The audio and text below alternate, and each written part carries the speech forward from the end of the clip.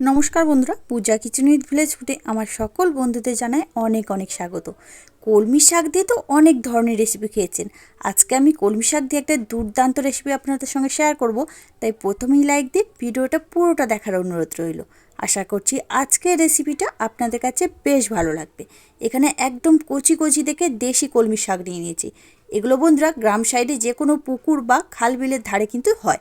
এগুলো বাজারে অতটা কিনতে পাওয়া যায় না। একদম কচি কচি শাক নিয়ে নিয়েছি। এগুলোর স্বাদ কিন্তু একদম আলাদা, কোনো রকম সার চাপান কিচ্ছু দেয়া হয় না, একদম অর্গানিক।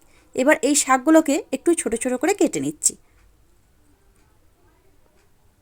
সব শাকগুলোকে একবার আমি ধুয়ে নিয়েছি, কাটার পরে আবার ধুয়ে নেব। সব শাকগুলোকে দেখুন কেটে নিয়েছি। এবার এগুলোকে তুলে নিচ্ছি। আর শাকে আমি আজকে আলু দেব, তবে আপনারা যদি অপছন্দ করেন তাহলে কিন্তু আলুটা দেওয়ার প্রয়োজন নেই। তবে আজকে আমি যেভাবে তৈরি করব এইভাবে বানালে কিন্তু আলুটা দিতে হবে, খেতে কিন্তু বেশ ভালো লাগবে। একটা মিডিয়াম সাইজে আলু নিয়ে নিয়েছি।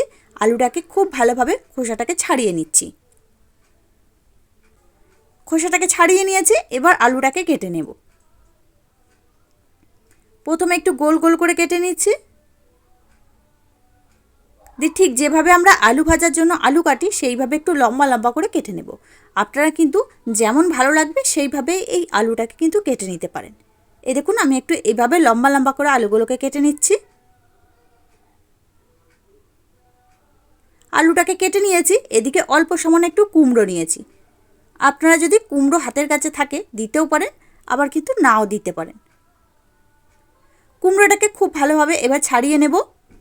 খোসাটাকেও ভালো করে ছাড়িয়ে নিয়েছি। কুমড়োটাকেও কেটে নেব। কুমড়োটা যেহেতু আলুর তুলনায় একটু নরম, তাই কুমড়োটাকে কিন্তু অতটা সরু সরু করে কিন্তু কাটা যাবে না। এ দেখুন ঠিক এইভাবে একটু মোটা মোটা রেখে কেটে নেব, তাহলে কুমড়োগুলো কিন্তু একদম গলে যাবে না। সব কুমড়োগুলোকে এইভাবে কেটে নিচ্ছি। সব আলু কুমড়ো একসাথে কেটে নিয়েছি। এগুলোকে একটা প্লেটের মধ্যে তুলে নিচ্ছি। আলু কুমড়ো শাক সব কিছু একসাথে একটু ধুয়ে নেব, দিয়ে রান্নাটা করে নেব। সব ধুয়ে রেখে দিয়েছি। গ্যাস জ্বালিয়ে কড়াই বসিয়ে দিয়েছি। দিয়ে দিচ্ছি অল্প সামান্য একটু সর্ষের তেল। তেলটা গরম হলে এখানে অল্প সামান্য একটু বড়ি আধ ভাঙা করে নিয়েছি, দিয়ে দিচ্ছি। এই বড়িটাকে একটু ভালো করে লাল লাল করে ভেজে নেব, তবে গ্যাসের ফ্লেমটা লোতে রেখে ভাজলে কিন্তু ভালোভাবে ভাজা হবে। আপনারা যারা বড়ি অপছন্দ করেন তারা কিন্তু এখানে বড়ির পরিবর্তে অল্প সামান্য একটু বাদামও দিতে পারেন।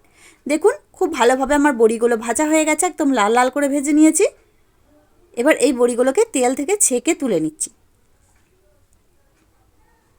ওই কড়াইয়ের মধ্যেই আবারও একটু তেল আমি দিয়ে দিচ্ছি। তেলটাকে খুব ভালোভাবে আমি গরম করে নিয়েছি। এবার ধুয়ে রাখা আলু আর কুমড়োটাকে দিয়ে দেব। এই আলু আর কুমড়োটাকে একটু ভেজে নেব, তাহলে বেশ খেতে ভালো লাগবে। এখানে কিন্তু এখন নুন হলুদ আমি দেব না। নুন হলুদ দিলে এগুলো তাড়াতাড়ি নরম হয়ে যাবে। বাকি রান্নাটা করতে করতে আলু কুমড়ো একদম গলে যাবে। ঢাকা চাপা দিয়ে কয়েক মিনিটের জন্য নেড়েচেড়ে ভেজে নিচ্ছি। দেখুন প্রায় 2-3 মিনিট ধরে গ্যাসের ফ্লেমটা মিডিয়ামে রেখে আলু কুমড়োটাকে একটু ভেজে নিয়েছি। খুব বেশি কিন্তু লাল করে ভাজিনি, একদম হালকা করে ভেজে নিয়েছি। এবার এর মধ্যে আমি দিয়ে দিচ্ছি প্রয়োজন অনুযায়ী জল।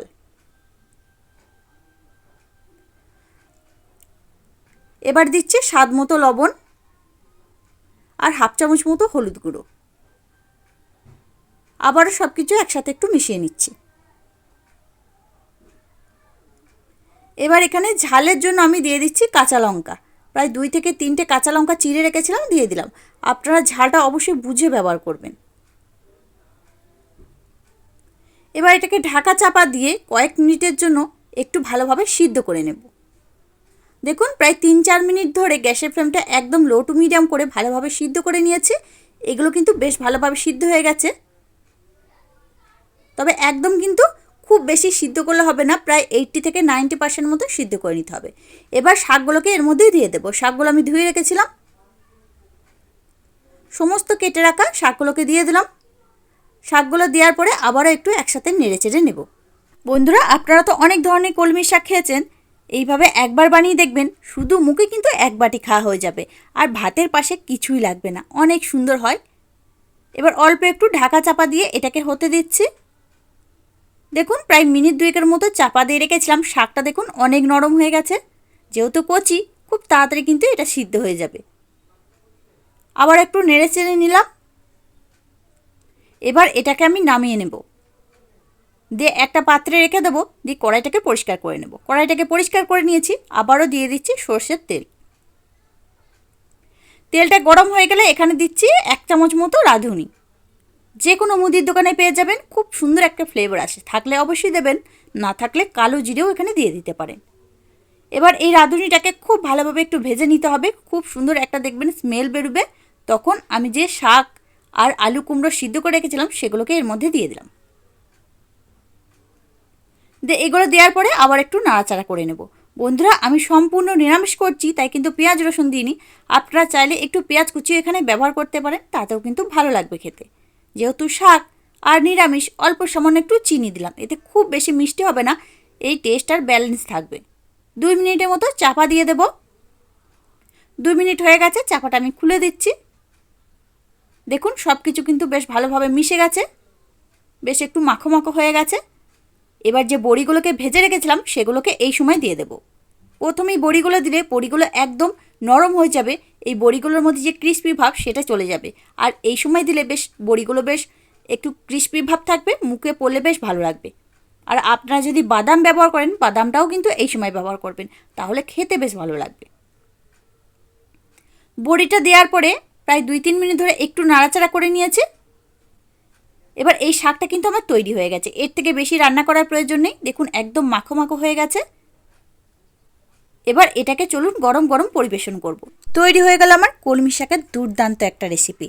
যারা এই কলমি শাক একদমই পছন্দ করে না, তাদের একবার এইভাবে বানিয়ে দেখবেন। গরম ভাতের পাশে যদি এই শাকটা পায়, অন্য কোনো মাছ মাংস ফেলে শাক দিয়েই ভাত খেয়ে নেবে, খুবই সুন্দর হয়। তাহলে বন্ধুরা, আজকে আমার এই কলমি শাকের রেসিপিটা আপনাদের কাছে যদি একটুও ভালো লেগে থাকে, লাইক দেওয়ার অনুরোধ রইল। চ্যানেলে যদি নতুন হয়ে থাকেন, চ্যানেলটিকে এখনও সাবস্ক্রাইব করা নেই, চ্যানেলটিকে সাবস্ক্রাইব করে নেবেন। তার সাথে পাশে থাকা বেল আইকনটিকে প্রেস করে দেবেন। আমার এরকম সহজ ভিডিওর নোটিফিকেশানগুলো সবার আগে আপনার কাছে পৌঁছে যাবে।